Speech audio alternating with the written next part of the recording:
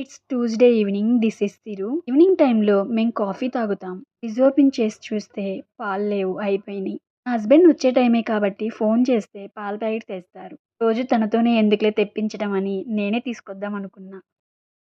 నేను షాప్ దగ్గరికి వెళ్ళలేదు, కానీ నా దగ్గరికి పాల ప్యాకెట్ వచ్చేసింది. స్విగ్గీ, ఇన్స్టామార్ట్లో ఆర్డర్ పెట్టుకున్నాను.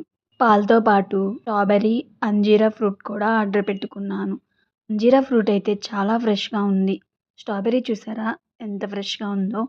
ఆర్డర్ పెట్టిన వెంటనే 15 మినిట్స్ లోపు వచ్చేసింది ఫాస్ట్గా.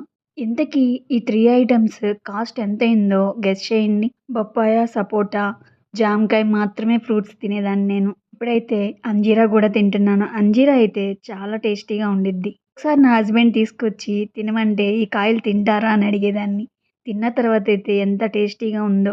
ఈ అంజీరాని తింటే బ్లడ్ ఎక్కువగా పడుతుందంట. ఒకసారి మీరు ఈ అంజీరా ఫ్రూట్ని ట్రై చేయండి. స్విగ్గీ, ఇన్స్టామార్ట్ గురించి ప్రమోషన్ అనుకుంటారేమో, అస్సలు కాదు. నేను ఇలా ట్రై చేశానని చెప్తున్నాను. మీకు స్విగ్గీ, ఇన్స్టా అవైలబుల్గా ఉంటే మీరు ఒకసారి ఇలా ట్రై చేయండి. మా వారు వచ్చేసారు. వచ్చి రాగానే అంజీరా తీసుకుని శుభ్రంగా కడుక్కుని ఒకటి తినేసారు కూడా. అంజీరా చూసారా లోపల ఎంత ఎర్రగా ఉందో.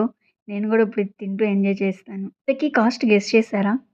సర్లేండి నేనే చెప్పేస్తాను. 60 రూపీస్ అయినాయి, అంటే 60 రూపాయలు అయినాయి. ఈ ఐటమ్స్ కలిపి.